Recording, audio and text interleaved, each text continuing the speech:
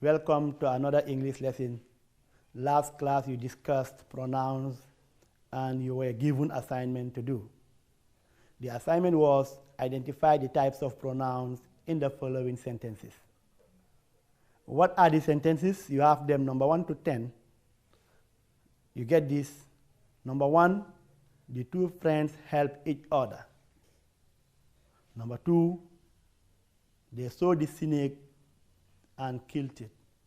Number 3, she placed her bag on the table, so go and bring it. Number 4, we have done our work, so everybody can go home now. Number 5, they entered the room when nobody was there. Number 6, the baby cried a lot last night because it was sick. Number 7, someone has volunteered and has done the job. Number 8, I was in class while she was out. Number 10, take yours and give them theirs. Number 10, that's your father's car. So we're going to move to the correction. Good. So compare these answers to yours. Number 1, the two friends help each other. The underlined pronouns here is each other. So what type of pronoun is this? Reciprocal pronouns. Number 2, they saw the snake and killed it. In this sentence, you have two pronouns. What are they? They and it. So what type of pronouns are they? Personal pronouns. You have number 3, she placed her bag on the table, so go and bring it. So here we can see we have two types of pronoun, she and her. Both of them are personal pronouns. We have done our work, so everybody can go home now. We is underlined as personal pronoun. They entered the room when nobody was there. The underlined pronoun here is nobody, which is indefinite pronoun. The baby cried a lot last night because it was sick. So the underlined pronoun here is it and is a personal pronoun. Someone has volunteered and has done the job. The underlined pronoun is someone and of course is an indefinite pronoun. I was in class while she was out. The two pronouns underlined here in this sentence are I and she. Both of them are personal pronouns. Take yours and give them theirs. The two underlined pronouns are yours and theirs. Both of them are possessive pronouns.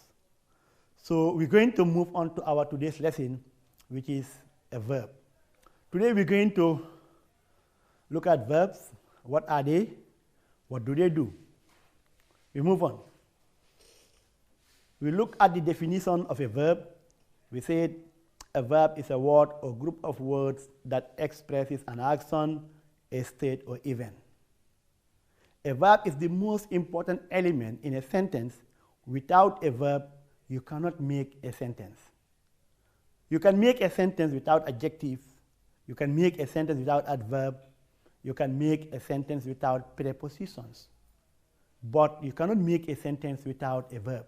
Therefore, it is the most important element in the sentence. So this verb can express an action, sometimes does not express an action, at times the verb expresses a state of being or an event. So we look at here. He ate the bread. If you look at this example, the verb ate expresses an action done by the subject. Number 2, the thief scaled the fence. Here also the verb underlined, which is scale, is an action. Number 3, the woman is beautiful. Here is, as the verb, does not express an action. Instead, it expresses a state. Number 4, The boy was hungry. The same thing, the underlying verb here was, does not express an action, but it expresses a state. What is this state? The state of the boy being hungry. Number 5, the competition happened in the afternoon. The underlying verb here is happen. Does not express any action, but it expresses an event. That confirms our definition that a verb is an action, word, or state, or an event. That a verb expresses an action, or a state, or an event. We move on. Types of verbs. There are 2 main types of verbs, namely lexical, otherwise called main verb, auxiliary, also called helping verb. Lexical verb. The lexical verb is also called the main verb. It is a verb that conveys a real meaning and tells us exactly what a noun or pronoun does in a sentence. Lexical verbs alone can make sense. For example, if I say eat, you know what I say. If I say go, you know what I say. If I say come, you know what I say. If I say sit, you know what I say. If I say write, you know what I say. So lexical verb carries meaning, unlike the auxiliary verbs. So here we look at this example. Fatu writes a letter. She cooks lunch every day. My uncle works at NAWEC. I walk to school every day. Here the underlying words like Fatu writes. Write is the verb. She cooks lunch every day. Cooks is the verb. My uncle works at NAWEC. Works is the verb. I walk to school every day. Here walk is the verb. The boy runs faster than the girl. Here the verb is runs. So if you look at all these are known as lexical verbs because themselves alone would carry meaning. If I say walk, cook, write, run, you understand something. They are unlike the auxiliary verbs. We move on. Now we're going to look at auxiliary verbs. Auxiliary verb is a verb which is used with another verb in a sentence, unlike the lexical verb. Lexical verbs can be used without another verb, but auxiliary verbs cannot be used without another verb. Let's get our example here. I am writing a letter. What is the auxiliary verb? Am. And what is the main verb? Writing. So here, you cannot say, I am a letter. You cannot. So when you use an auxiliary verb, you need a main verb to go with it. So example 2, she is studying at the college. We said they have finished their work. They will arrive tomorrow. I can help you. So you can see the auxiliary verbs being used with another verb. Types of auxiliary verbs. There are 2 types of auxiliary verbs. What are they? We have what we call the primary auxiliary verbs and the modal auxiliary verbs. So let's look at the difference between the primary auxiliary verbs and the modal auxiliary verb. Primary auxiliary verbs. These are auxiliary verbs that can be inflected for numbers. That is, they have both singular and plural. When we talk of primary auxiliary, these are helping verbs. All right? So these are the verbs that can be inflected for numbers. Means that these verbs can show singular or plural. They are unlike the modal auxiliary verbs. The modal auxiliary verbs don't show singular or plural. They don't inflect for numbers. So we look at them. Example is are, does, do, has, have. Example 1, the boy is sick. So here is singular. The boys are sick. Are is plural. So you can see, as we said, these auxiliary verbs have both singular and plural. Is singular and are is plural. You said, he is a doctor. One person. In the plural, they are doctors. You can see the plural form now. He does the work. They do the work. Instead of saying he do the work, in English, you don't say that. You say he does the work. because he is singular subject. Of course, singular subject takes singular verb. So you say he does the work.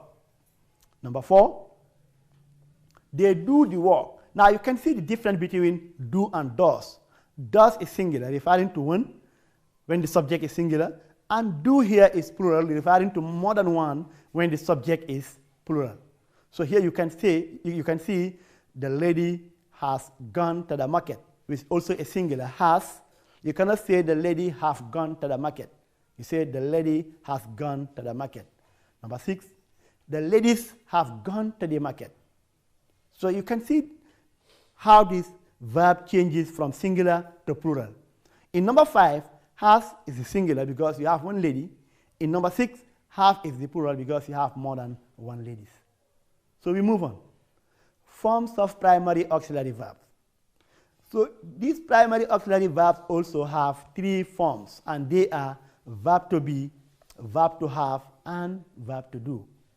What are these verbs? Now we look at them one after the other. Verb to be. The verb to be comprises the following words: am, is, are, was, were, being, and being. These are the verbs to be.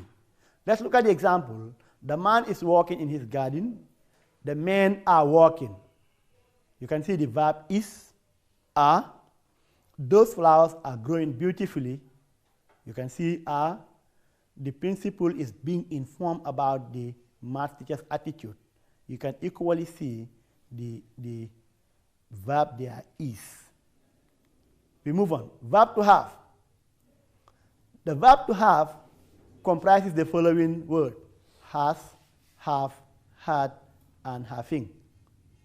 Now, has is singular, have is plural, and had is their past tense. For example, she has cooked delicious food. So when you use has, the verb that follows must be in past participle. You cannot say she has cooked without ed. The ed is obligatory for it to be used. You say she has cooked delicious food. They have cooked.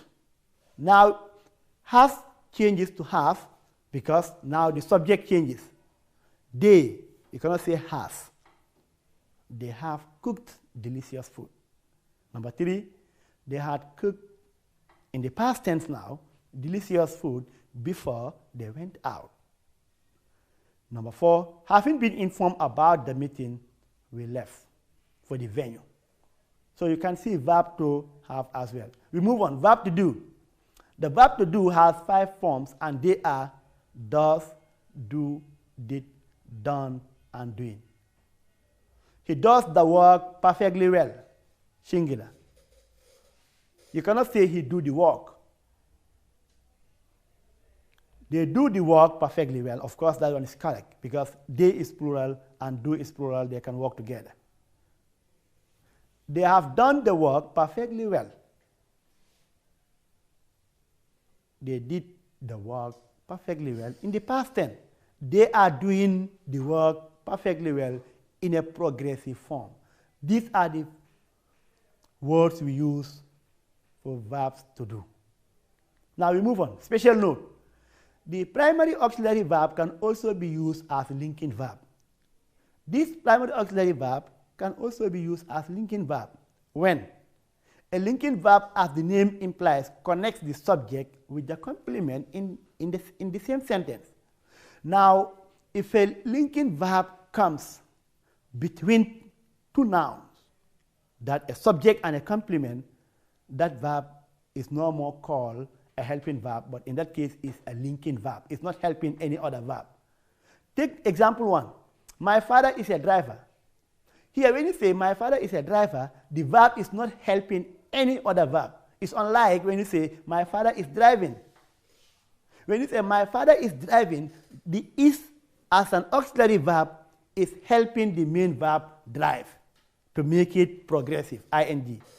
But when you say my father is a driver, here the is not helping any verb, but it's trying to link the subject and the complement.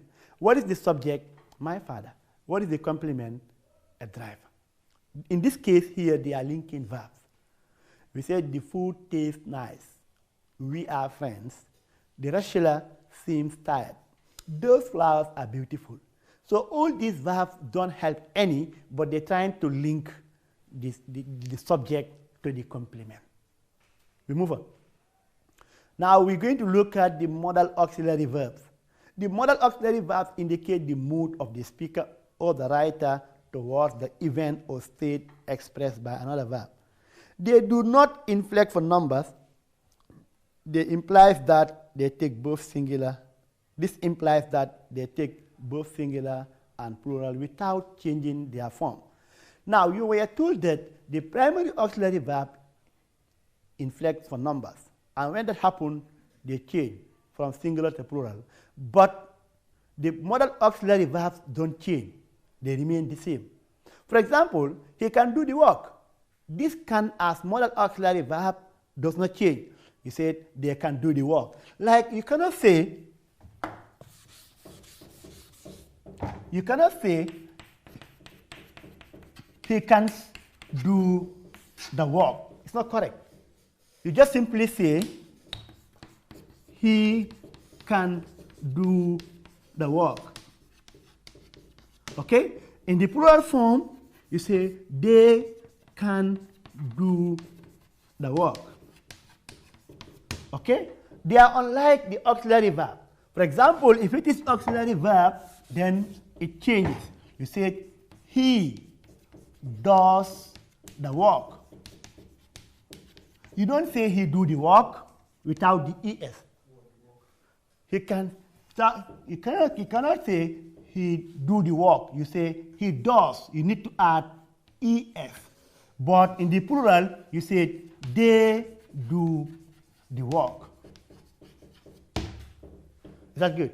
So the modal auxiliary verb don't show that number.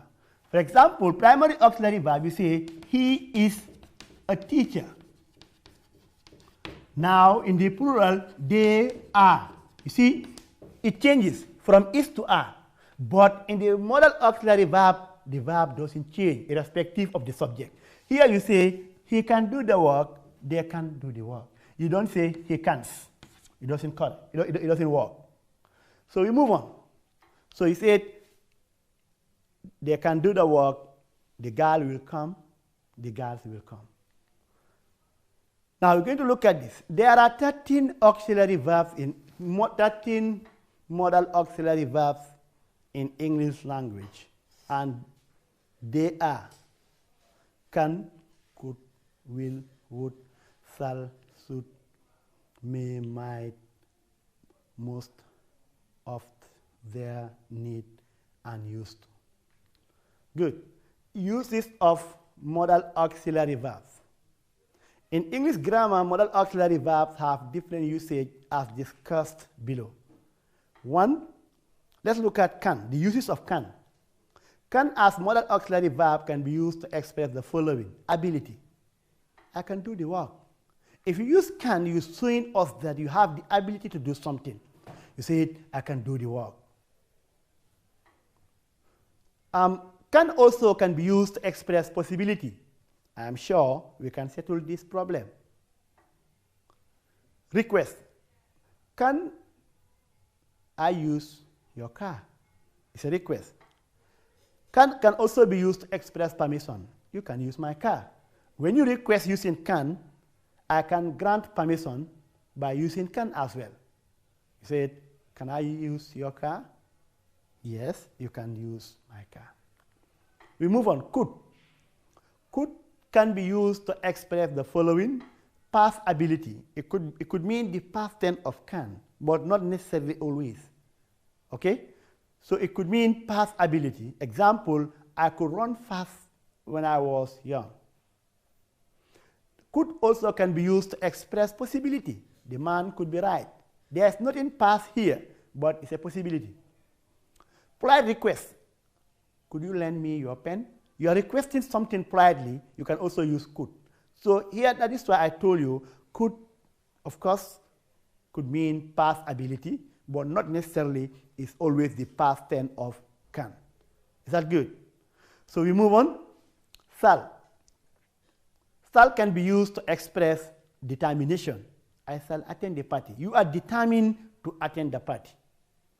B, shall can also be used to express future action. We shall visit Banjul next week. You see, modal auxiliary verbs have usage depending on the context in which the word is used. So we move on. Should. It is used to express obligation. An obligation means something that you have to do. So we said you should do the work. It's an obligation for you to do the work. So if you want to express an obligation, you can use modal auxiliary verb should. You should do the work. Should also can be used for request. Should I make good use of your book? You are requesting. There's no obligation here, but you're making some request. Will. Will is used to express willingness. You are willing to do something. I will help you. It can also be used to express future action. She will come next week. Will can also be used to express determination. We will attend the party despite all odds. Request. Will you give me your pen? So you see, will alone has 4 different uses that it can be used for willingness, future action, determination, and of course, request. We move on. Would is used to express willingness, not necessarily past tense of will. We said, I would read for you. You are willing to do it. It can also be used to apply request. Would you allow me into the hall? You are requesting the person politely. You said, would you allow me into the hall? Would you help me with some money? And of course, it is also used for preference. I would prefer mango to orange. Now, may. May is used to express possibility. It may rain, it may not. When you say it may rain, it's a possibility that it may rain, it may not. And it can also be used for polite request. May I come? May I join you? May I help you?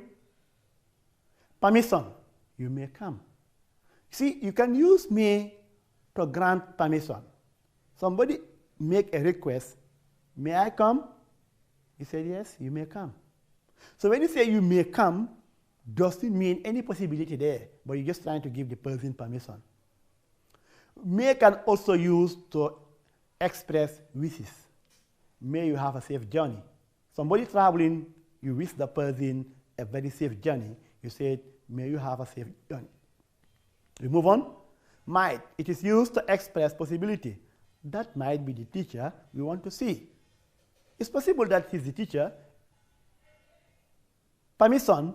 Might ask, I ask whether you are using the laptop. Oft. It is used to express obligation. You have to pay for your mistakes. It's an obligation that you have to do.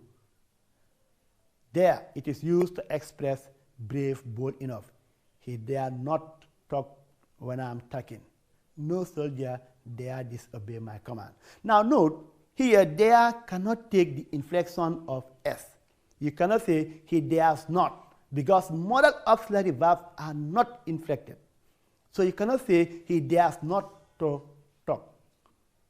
You cannot also say no soldier dares disobey. You only say no soldiers dare disobey, because the main verb here is disobey, and there is a modal auxiliary verb which cannot be inflected.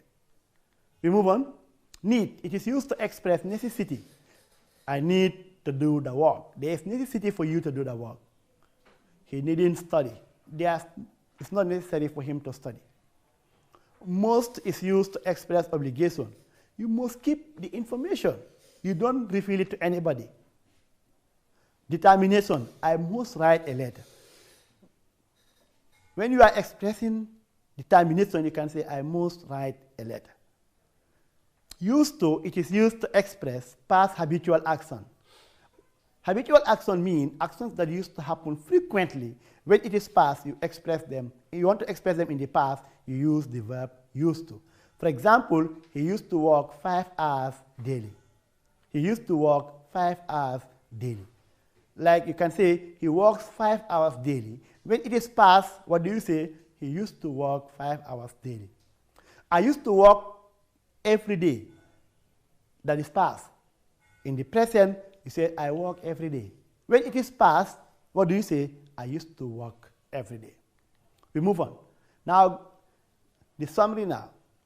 A verb is a word, a group of words that express an action, a state, or event. There are 2 main types of verbs, namely lexical main verb, auxiliary helping verb. There are 2 types of auxiliary verb, primary auxiliary verb and the modal auxiliary verb. Primary auxiliary verbs have 3 forms. They are verb to be, verb to have, and verb to do. There are 13 modal auxiliary verbs in English language, and they are can, could, will, would, shall, should, may, might, must, of, their, need, and used to. Good. Now let's do this classwork. Underline the verbs in the following sentences. She teaches English language. We can finish the work. You must go now. Isa has gone to the market. She dare not go out. I am doing my assignment. You were not talking to him. Have you attended the training? Get inside the house. He will come next week. Now, the correction. What are the verbs in the sentences? She teaches English language. Here, teaches is the verb.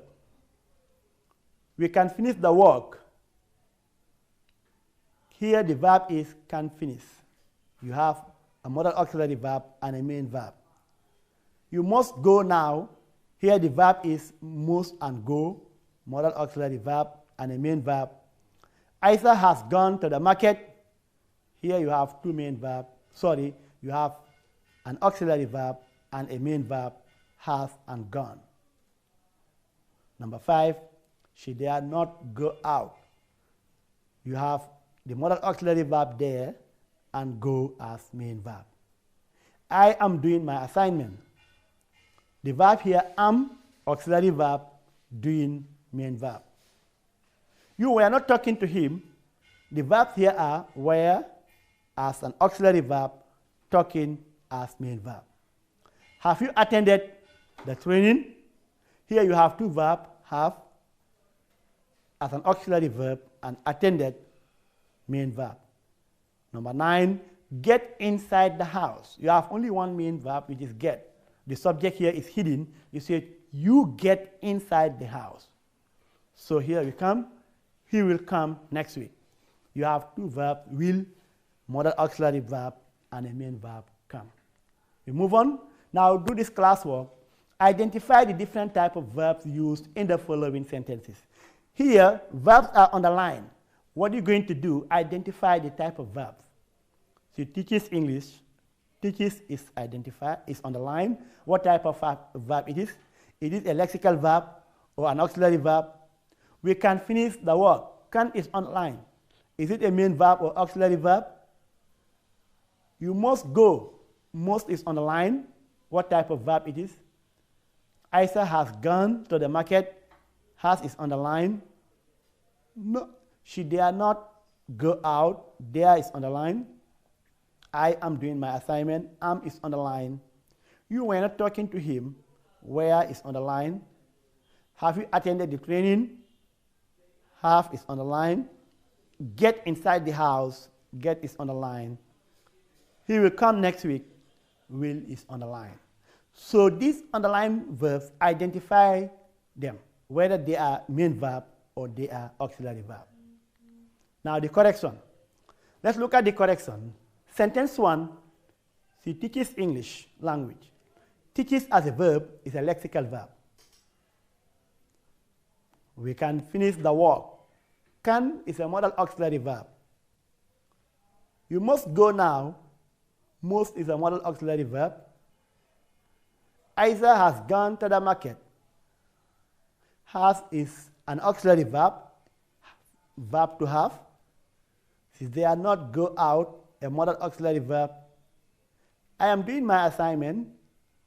Am is an auxiliary verb, a verb to be. You were not talking to him. where is underlined as an auxiliary verb, and of course is a verb to be. Get, have you attended the training? Have is underlined. Of course, is an auxiliary verb, verb to be. Get inside the house. Get is the verb. Have you attended the training? Is an auxiliary verb, of course, verb to have. Get inside the house is a lexical verb. Because I told you the subject is hidden, it should be you get inside the house. So we move on. He will come next week. Will is a modal auxiliary verb. Now what do you do? Take this assignment. What are you going to do in your assignment? Complete this table. What is in the table? Give 5 lexical verbs. Give all the verbs to have, verb to be, verb to do, and the modal auxiliary verb. Work on your assignment before our next class. So I thank you all very much for your kind attention, and I hope that you've understood the lesson, and of course you've learned the different verbs that we discussed. Primary auxiliary verb and the modal auxiliary verb, lexical verb, and helping verb. As I always advise you, stay at home, focus on your television, read your books, do your assignment, avoid crowded places, always wash your hand with soap. I thank you very much. Until we meet again, bye-bye.